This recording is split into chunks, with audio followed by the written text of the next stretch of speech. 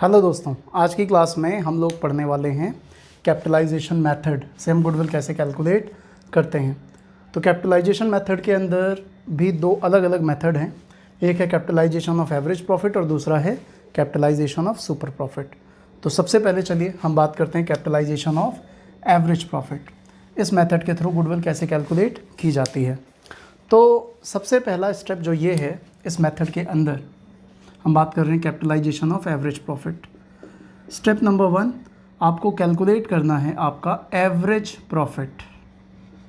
Average profit वैसे ही calculate करना है जैसे हमने अर्लियर वीडियोस में पढ़ा था कि नॉर्मल बिजनेस प्रॉफिट होना चाहिए, यानी कि इस प्रॉफिट में अगर कुछ मिस्टेक है, कुछ एरर है, कोई एबनॉर्मल इनकम या कोई एबनॉर्मल लॉस इंक्लूड हो चुका है, तो आप उसको एडजस्ट करने के बाद वाला प्रॉफिट यूज़ करके एवरेज प्रॉफिट कैलकुलेट करोगे।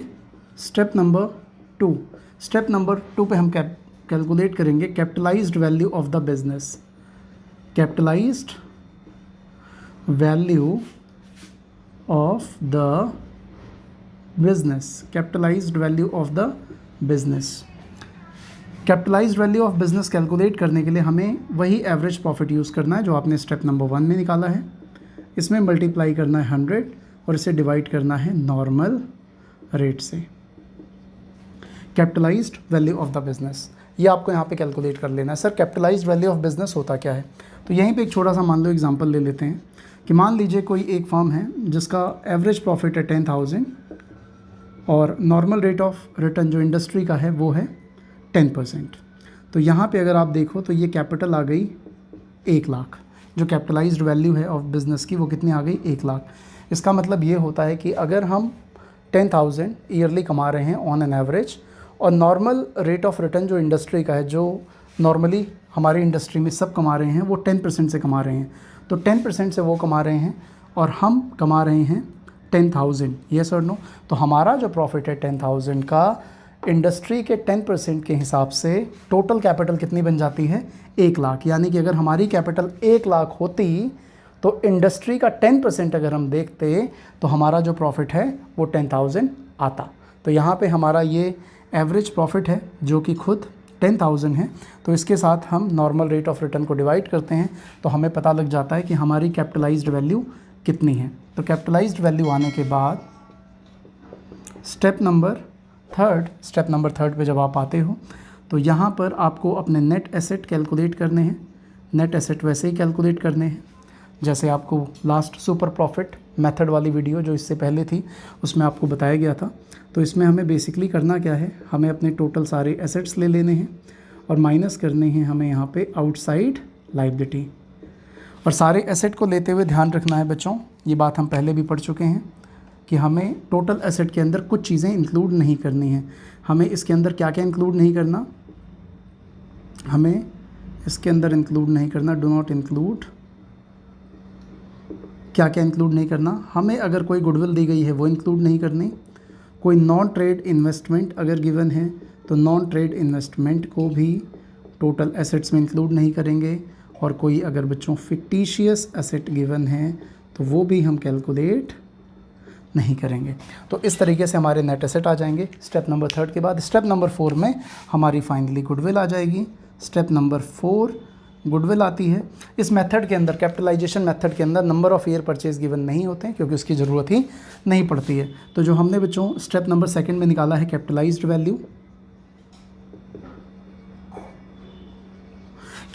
वैल्यू ऑफ द बिजनेस, जो हमने ऊपर निकाला है उसमें से हम माइनस कर देंगे हमारे नेट एसेट।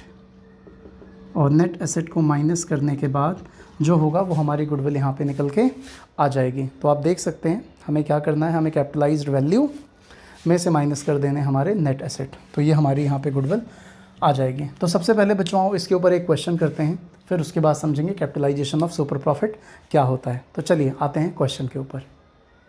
तो क्वेश्चन आप लोगों की स्क्रीन पर आ चुका है। आइए क्वेश्चन पढ़ते हैं हम लोग।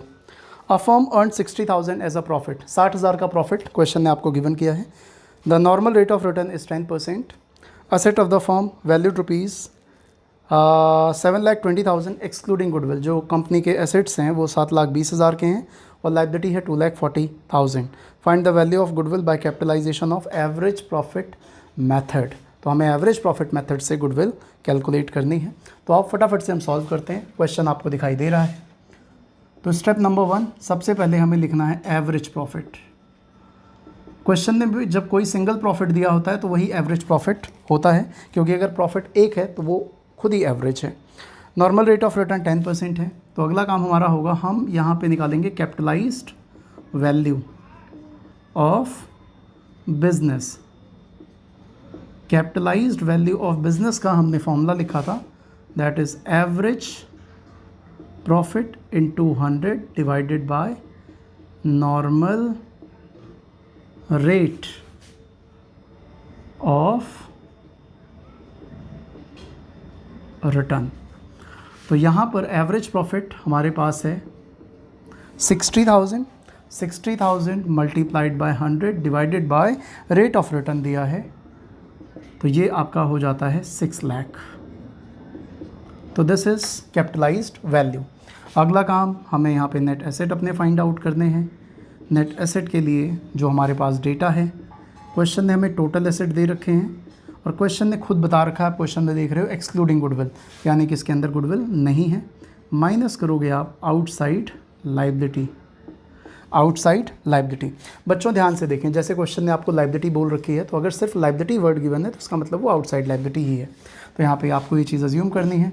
तो टोटल एसेट क्वेश्चन ने आपको बताए हैं 7,20,000, आउटसाइड लायबिलिटी बताई है 220, तो 4,80,000, 4,80,000 रुपये यहाँ पे निकल के आ जाता है। और गुडविल के लिए हमें क्या करना है, गुडविल के लिए जो कैपिटलाइज्ड वैल्यू आई है और जो नेट एसेट है उन दोनों का डिफरेंस लेना है। कैपिटलाइज्ड वैल्यू हमेशा ज़्यादा होती है अगर फर्म की गुडविल है तो।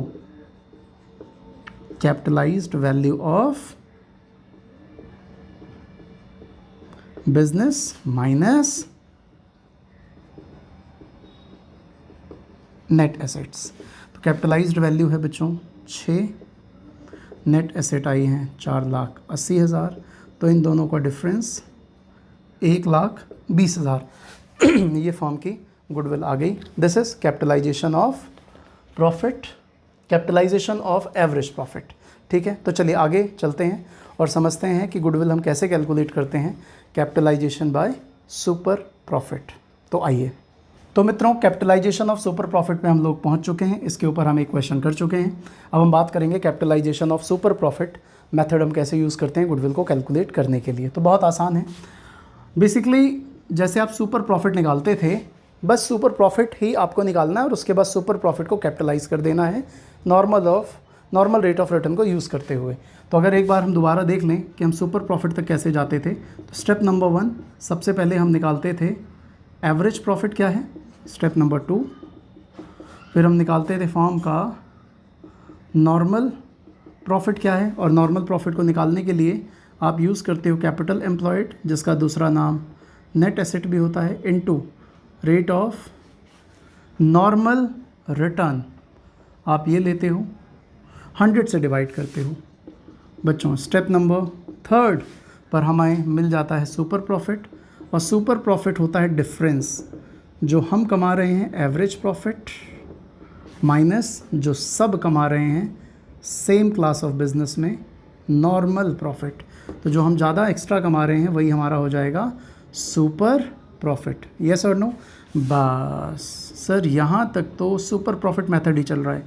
Answer is yes, 100% yes. बस इसके बाद क्या करना है, जो सुपर प्रॉफिट आपका निकल के आया है बस उसे कैपिटलाइज कर देना है। तो super profit multiplied by 100 divide by normal rate of return. तो मैं आपको बता दूं कि अगर सेम डेटा आप यूज़ करो इस मेथड से गुडविल निकालने के लिए और इस मेथड से गुडविल निकालने के लिए, किसी भी मेथड से आप गुडविल अगर कैलकुलेट करते हो तो गुडविल सेम आएगी इन दोनों मेथड में, मतलब कैपिटलाइजेशन मेथड के अंदर। तो आप फटाफट एक क्वेश्चन लेते हैं इसके ऊपर। चलिए तो क्वेश्चन आप लोगों की स्क्रीन पर आ चुका है। क्वेश्चन है average profit of the firm is ₹1,50,000, total tangible asset in the firm is ₹14 lakh and outside liability are ₹4 lakh. ये आपको गिवन है। In the same time of business the normal rate of return is 10%। तो मैं बार बार बोल रहा हूँ, normal rate of return का मतलब होता है same industry same class of business में जो हर कोई कमा रहा है लगभग ऑन एन एवरेज, उसको बोलते हैं normal rate of return. 10% of the capital employed. Calculate value of goodwill by capitalization of super profit method. तो सारे बच्चों को ध्यान रखना है, जब capitalization of super profit method से आप गुडविल निकालते हो तो सबसे पहला फोकस आपको करना है सुपर प्रॉफिट निकालने के लिए। तो सुपर प्रॉफिट के लिए एवरेज, फिर नॉर्मल, फिर सुपर प्रॉफिट। तो चलो क्वेश्चन आपके सामने है, तो हम यहाँ फटाफट से इसे सॉल्व कर लेते हैं। सबसे पहला काम हम देखेंगे एवरेज प्रॉफिट हमें गिवन है या एवरेज प्रॉफिट हमें कैलकुलेट करना है। तो एवरेज प्रॉफिट बच्चों यहाँ पे गिवन है, दैट इज़ ₹1,50,000। फिर नॉर्मल प्रॉफिट निकालने के लिए हमें चाहिए होगा हमारे लिए कैपिटल एम्प्लॉयड या नेट एसेट। तो चलो पहले कैपिटल एम्प्लॉयड निकाल लेते हैं। क्वेश्चन के हिसाब से आप देखें, मैं बुक से क्वेश्चन देखता हूँ, आप बोर्ड से क्वेश्चन देखते हैं। टोटल एसेट दिए हैं 14 लाख, तो टोटल एसेट माइनस आपको करना है outside liability.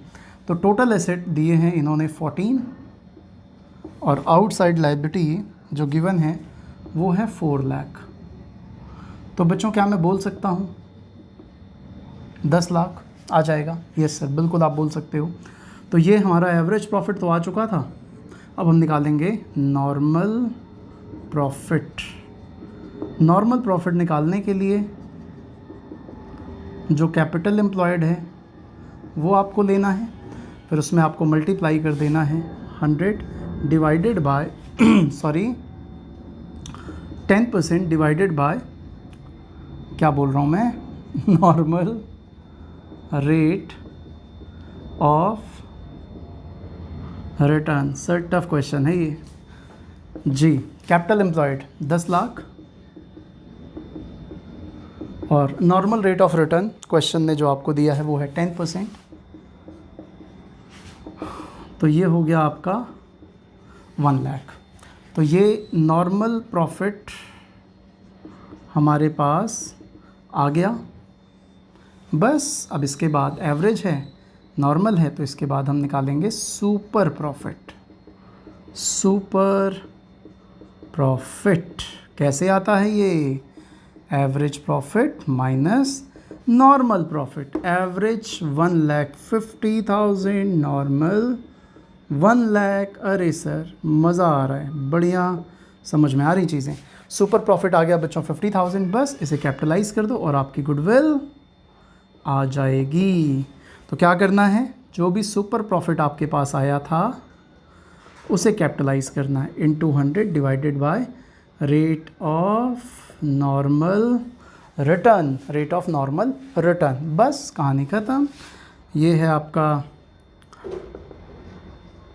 Super profit. Rate of return question में 10% है, तो आप जब इसे कैलकुलेट करोगे तो ये हो गया 5 लाख। यानी कि जो क्वेश्चन आपके पास है उसमें गुडविल आपकी निकल के आ गई 5 लाख रुपए।